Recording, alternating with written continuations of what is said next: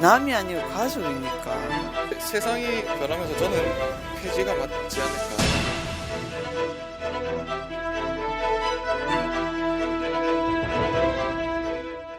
네, 한 가정의 아내가 남편을 사기죄로 고소했습니다. 남편이 아내의 통장을 범행 도구로 사용했고 또 아내의 재산 1억 원도 가로챘다는 건데요.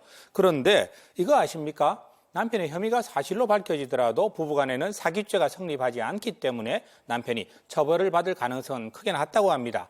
그렇다면 가족 간의 재산 분쟁은 어떻게 해결해야 할까요? 이 문제 오늘 변대변에서 다투어 보겠습니다. 황민호, 이지욱 두 분 변호사 모셨고요. 자, 이거 오늘 사건은 이거 어떤 부부 이야기인가요?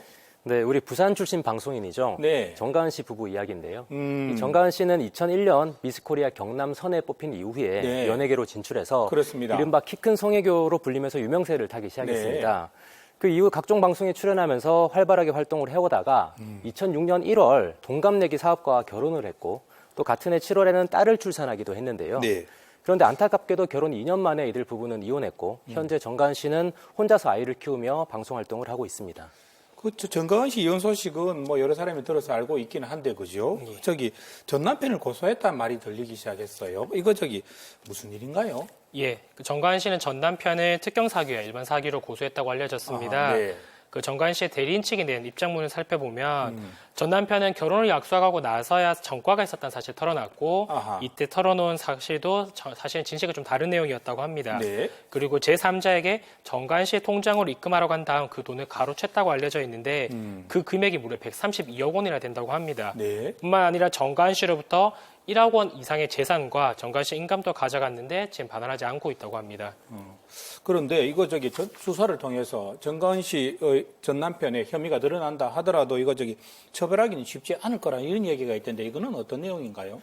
근데 우리 법에는 친족 상도례라는 제도가 있거든요. 아, 네. 그러니까 일반인들에게는 다소 생소한 개념일 수도 있겠는데 쉽게 말해서 8촌 이내의 친족 간에 발생한 절도나 사기 같은 재산 범죄는 네. 형을 면제하거나 또는 고소가 있어야 공소를 제기할 수 있다 이런 뜻입니다. 아, 네. 그래서 가정의 화목과 평화를 위해서 가정의 문제는 가정 안에서 해결해라. 네. 국가는 간섭하지 않겠다 이런 이유에서인데요. 지혜법권적으로 남겨두는 거네요. 네, 이번 네. 정가은 씨의 사기죄 고소건도 혼인 기간 중인 부부 사이에 발생한 일이기 때문에 친족 상도례가 적용이 되고 네. 그렇다면 전 남편에 대한 정가은 씨의 주장이 사실로 드러난다고 하더라도 네. 처벌 가능성은 낮아지게 되는 거죠.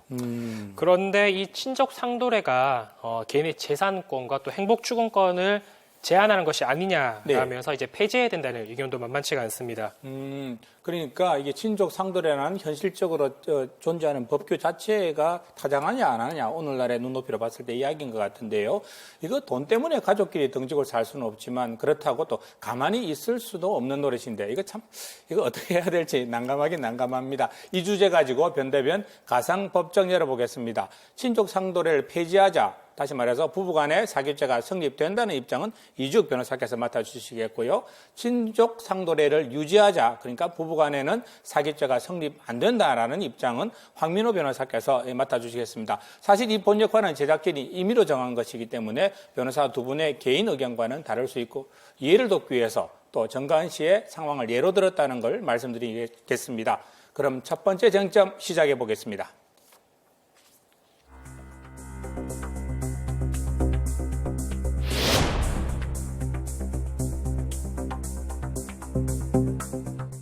이거부터 좀 짚어볼까요?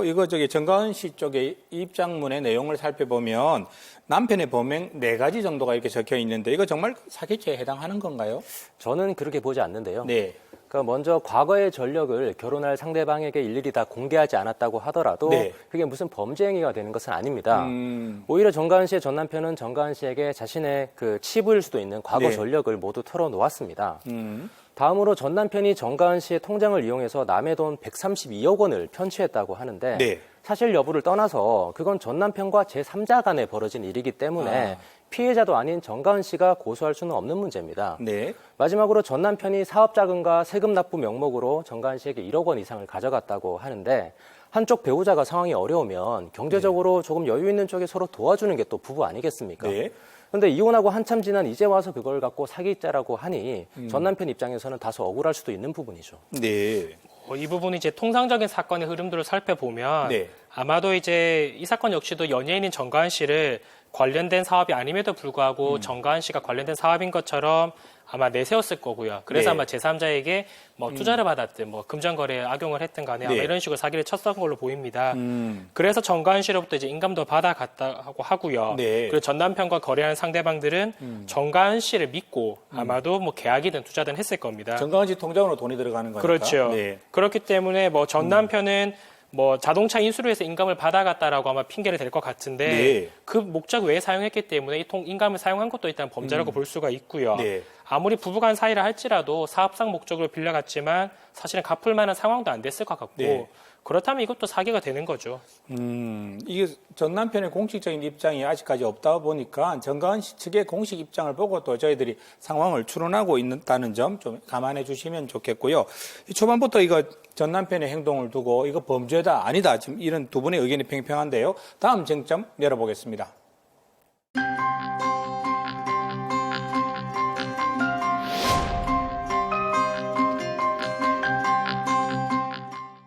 이거 아무리 그래도 한 이불을 덮고 자는 부부 사이의 일인데 어떻게 그 남편이 하는 일을 아내가 이렇게 모를 수가 있느냐라고 생각한 분들도 계실 텐데요. 이거 어떻게 보십니까? 예, 이 부분 말하기 위해서는 정가은 씨가 과거 한 방송에서 했던 발언 한번 보면 좋을 것 같은데 2017년 4월 네. 한 방송에서 결혼 생활의 고충을 털어놨습니다. 영상 먼저 보시죠.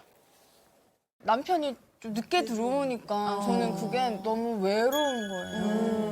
그래서 제가 일찍 들어오라고 얘기를 하면 그게 싸움이 되는 거예요. 근데 제가 그걸 참고 늦게 들어와도 그냥 왔어 피곤하지라고 얘기를 해버리면은 그 일주일은 싸우지 않고 나만 참으면 기분 좋게 일주일을 넘어가는 거예요.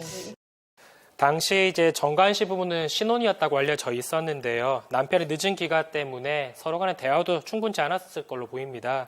신혼 초기에도 귀가가 늦었다면은 아마 자녀가 태어난 다음에도 마찬가지였을 거고요.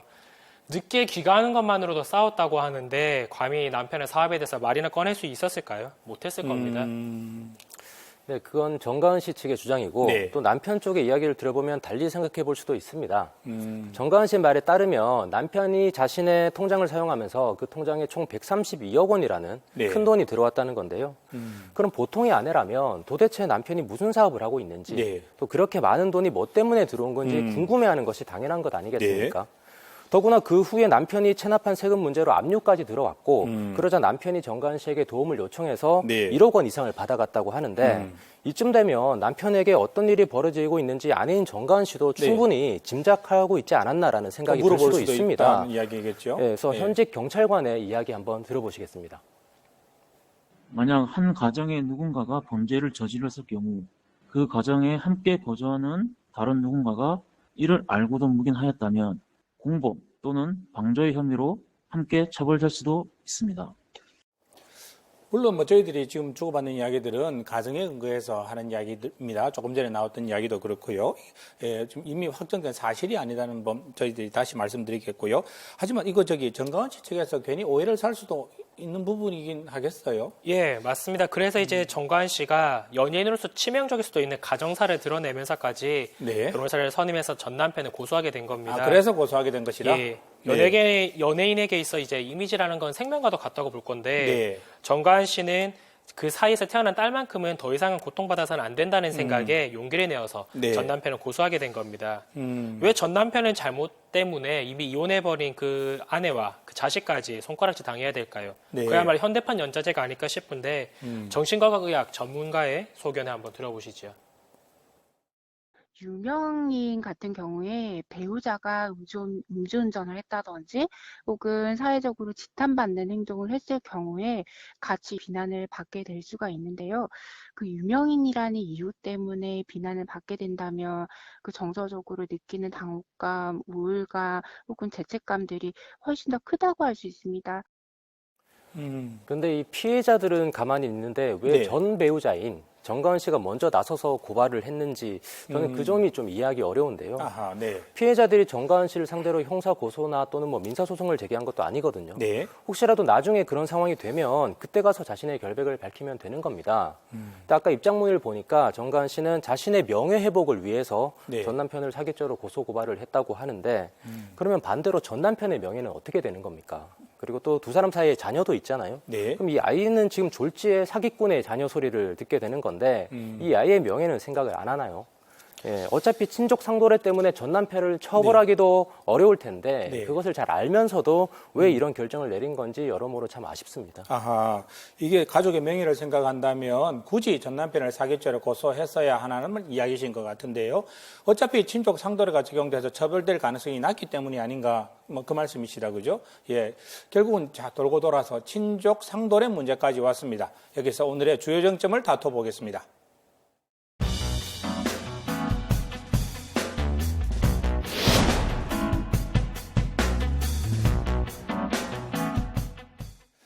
가족 간의 재산 문제는 이거 처벌이 면제된다, 형이 면제된다. 이거 그러면 이거 참 모르는 분들 의외로 많으실 것 같은데 이거 친족 상도례 이거 언제 만들어진 건가요? 예, 친족 상도례는 이제 1953년 형법 제정 당시부터 있던 조항입니다. 오래됐군요. 예. 당시 이제 한국은 철저히 가족 중심의 사회였고요. 네. 그리고 한국전 이후에 이제 집집마다 이산 가족이 다 있었지 않습니까? 그러다 보니까 지금이면 뭐 8촌이라도 하더라도 좀 네. 멀다하게 느껴졌겠지만 당시에는 이제 8촌끼리도 이제 가깝게 지내는 사이가 많았습니다. 그렇습니다. 근데 이제 지금은 이제 핵가족을 넘어 이제 1인 가족, 뭐 1인 가정이라고도 많이 하고 있고 사촌끼리도 잘 만나지 않고 가족 형제 자매들끼리도 사실 대면대면한 경우가 많다고 알려져 있는데 지난 60여 년간 가족 중심에서 개인 중심으로 사회는 변화되었는데 법은 아직도 66년 전 그대로 멈춰서 있는 겁니다. 가족끼리의 문제는 가정 내에서 해결하라는 취지가 이제는 더 이상 유효하지 않기 때문에 이 친족 상도례 폐지하는 것이 옳습니다. 그 가족의 형태가 같이 모여 사는 것에서 따로 떨어져 사는 것으로 바뀌었다 뿐이지 그렇다고 가족 간의 사랑이나 뭐 끈끈한 정이 변했다고 생각하지는 않습니다. 오히려 멀리 떨어져 있으면 더욱 애틋한 것이 가족이죠. 친족 상도례는 이와 같은 가족 간에 발생하는 돈 문제에 한해서 국가가 개입을 하지 않겠다라는 의미입니다. 예를 들어서 자식이 부모의 지갑에 있는 10,000원짜리 한 장을 가져갔다. 그럼 절도입니다. 근데 이걸 처벌해야 됩니까? 또 뭐 문제집을 사야 된다. 여러 가지 핑계를 대면서 부모님한테 돈을 받아가서 뭐 옷을 산다든지 다른 곳에 쓴 뭐 그런 경험이 있는 분들이 있을지 모르겠는데 그럼 이걸 사기죄로 처벌을 해야 되나요? 그러니까 이런 아무리 개인주의가 만연한 사회라고는 하지만 전통적인 가족제도의 근간을 흔들어서는 안 됩니다. 만일 친족 상도례 반대 여론이 정 강하다고 한다면 전면 폐지보다는 조금씩 개정을 통해서 바꿔가는 게 좋을 것 같고요. 예컨대 형이 면제되는 친족의 범위를 좀 좁히는 것도 하나의 방법일 수가 있습니다. 그러면 예를 들어서 현재 재산범죄에 처벌받지 않는 친족이 배우자에서부터 8촌까지인데 이걸 좀 좁혀서 그죠? 변호사님 이야기처럼 4촌 정도로 좁혀보면 어떨까? 뭐 이런 이야기도 나올 수 있을 것 같은데요. 이 변호사께서는 어떻게 생각하십니까? 예, 근데 이 친족의 범위를 좁힌다 할지라도 문제는 여전히 남습니다. 가까운 사이에서 사실 재산 범죄가 더 많이 일어나거든요. 가까울수록 집안의 사정도 더 알게 마련이고 그거 알다 보면 또 범죄 유혹에도 노출될 것이고요. 가깝다 보니까 또 그만큼 의심을 덜하게 되는 겁니다. 2017년에 또 이런 사건이 있었습니다. 조카와 외삼촌 사이에 이제 사기 사건이 있었는데 조카가 이제 두바이에 왕족을 한다면서 해외 투자를 할 수 있게 해주겠다며 외삼촌에게 무려 17억 원을 편취했던 사건이 있었습니다. 큰 돈이네요. 조카는 같은 방법으로 총 10여 명에게 45억 원을 편취를 했는데 정작 이 외삼촌에 대해서는 친족 상도례에 따라서 처벌 대상에서 제외가 되었습니다. 그리고 유사한 사건에서 뭐 치매 부모를 모실 것처럼 이제 한 다음에 재산만 가로챈 자녀들도 종종 소식들이 들리고요. 치매 노인에게 접근해서 결혼한 다음 재산을 가로챈 배우자의 사건들도 종종 들리고 하는데 이들 모두가 사실은 친족 상도례 때문에 처벌을 받지 않았습니다. 과연 이렇게 유명무실한 제도가 필요할 것인지 한번 고민해봐야 됩니다. 그 1953년 형법이 제정된 이래 수차례 개정이 있어 왔는데 이 친족 상도례 규정만큼은 계속 유지되어 왔다는 것은 그만한 다 이유가 있기 때문 아니겠습니까? 거의 70년을 유지해 왔어요. 사회의 기본을 이루는 게 바로 가족이고 이 가족이 무너지면 사회도 바로 설 수가 없습니다. 가족 생활은 국가가 이를 보장한다고 우리 헌법도 제36조에서 천명을 하고 있거든요. 따라서 친족 상도례 규정을 전면 폐지하기보다는 타협점을 찾아서 조금씩 손을 봐가는 것이 맞다고 보고요. 예컨대 무조건 형을 면제시키는 것이 아니라 피해자가 고소를 하는 경우에 한해서 기소를 할 수 있도록 모두 친고죄 조항으로 바꾸는 겁니다. 즉 가족이 요청하는 경우에만 법이 개입할 수 있도록 그 범위를 최소화하자는 거죠. 그럼 이제 제가 하나 고민이 드는 게 아까 말씀드렸던 사례 중에 이제 치매에 걸린 노인을 상대로 한 범죄가 있었다고 말씀을 드렸습니다. 치매에 걸린 노인이 과연 사기를 당한다고 하더라도 그걸 알아차리고 고소를 할 수는 있을까요? 치매에 걸렸다 하더라도 법적으로 이제 권리 능력이 있는 건데 경찰이 우연찮게 이를 알아차리거나 이웃들이 저 집안에 문제가 있는 것 같다. 대신해서 뭐 신고를 하든 고발을 한다 할지라도 치매에 걸린 노인이 고소를 하겠다고 명시적으로 의사를 표시하지 않는 한 처벌할 수 없는 건 마찬가지입니다. 그럼 친고죄를 변경한다 한들 결코 해답은 될 수 없는 겁니다. 그 참 까다로운 부분들이 있네요. 쉽지 않습니다. 이거 친족 상도례 존폐 여부를 놓고 우리 지역 출신 방송 정가은 씨의 사례를 들어서 지금 가성 공방을 벌이고 있는데요. 그렇다면 우리 시민 배심원단들께서는 어떻게 생각하실까요? 의견을 듣기 위해서 거리로 나가봤습니다.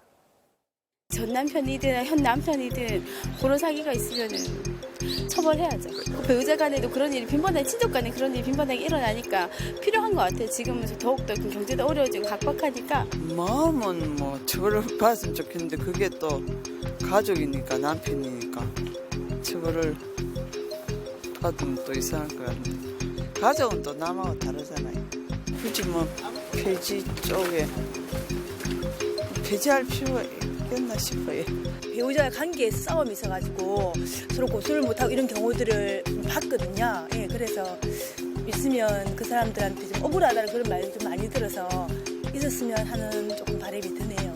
네. 아버지가 잘못해가지고 엄마까지도 아니면 가족들까지도 이렇게 피해를 보는 경우가 생기니까 한 가정이라도 잘 이루어서 살아갈 수 있도록 좀 도와주는 차원에서 가족이라는 개념이 좀 약해지지 않았나 싶어가지고 좀 폐지하는 방향으로 약간 저는 생각하고 있어요. 가족도 사기치면 그만큼 벌을 받아야 된다. 저는 이런 생각하고 있습니다. 물론 뭐 전체 시민들의 의견은 아니고 일부 시민들의 의견들을 저희들이 뭐 표본으로 취재를 하긴 했습니다만 약간 폐지 쪽으로 조금 더 기우는 듯한 느낌은 받고 있습니다. 자, 두 분 마지막으로 최후 변론 부탁드리겠습니다. 네, 피는 물보다 진하다고 하죠. 서로 상처를 주고 짐이 되기도 하고 또 때로는 치고받고 싸우기도 하지만 결국 마지막에 곁에 남는 것은 가족밖에 없습니다. 친족 상도례는 이 가족 간에 벌어지는 재산 범죄에 한해서 국가가 가정의 문턱을 넘지 말자라는 겁니다. 간혹 가족 간의 돈 문제로 송사가 벌어지는 일 우리가 언론을 통해서 종종 보게 되는데요. 하지만 그것은 극히 일부의 이야기이고 대부분의 가족은 아직 법이 개입할 필요가 없을 정도로 건강하다는 것이 제 생각입니다.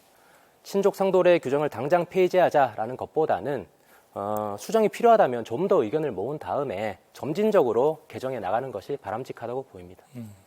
오늘 저희 방송 시작하면서 잠깐 말씀드렸었는데 형법 제정 당시에 이제 가족 구성원 간의 분쟁을 가정 내에서 가능하면 해결하라는 취지에서 이런 친족 상도례가 도입이 되었습니다. 그런데 시대가 이제 많이 바뀌었단 말이죠. 가족 구성원 내에서도 갈등이 빈번하고요. 재산 문제로 인해서 뭐 상속재산 분할 심판, 유류분 청구 등 이런 갈등도 눈에 띄게 증가를 했습니다. 법이라는 건 국민의 상식에 반영되어야 합니다. 부모나 가족을 상대로 한 범죄가 늘다 못해서 이제는 자꾸 듣고만 있어도 그냥 무덤덤해진 시대가 되어버렸는데 이런 상황에서 언제까지 가정 내에서 일어난 범죄의 처벌을 가족끼리 해결하라고 맡겨야 될 것인지 고민해봐야 될 것 같습니다. 참 많은 분들이 오늘 친족 상도례가 뭔지 아마 처음으로 아셨을 것 같아요. 한번 저희들 이야기 주고받는 거 들어보시면서 또 여러 가지 또 생각도 들 수 있었을 것 같습니다. 두 분 오늘 고맙습니다. 네, 세상에서 가장 매운 과자 한 조각을 먹는 것으로 연말연시 소외된 이웃을 생각하자는 기부 릴레이가 요즘 인기라고 하지요. 캡사이신 범벅인 이 과자, 그러나 함부로 먹었다가는 큰일 난다고 합니다. 이상 과열로 번지는 원칩 챌린지 문제, 황보람 기자가 전해드리겠습니다. 천재 바둑기사 이세돌의 은퇴 대국을 함께한 한돌의 개발사 등 국내 대표적인 ICT 기업이 창원을 방문했습니다. 경남의 신산업 전망이 크게 밝아지고 있습니다. 주진 기자가 취재했습니다. 30분 후 이어지는 뉴스아이도 여러분 많은 시청 바랍니다. 시사만사는 내일 이 시간에 다시 찾아오겠습니다. 시청해주신 여러분 고맙습니다.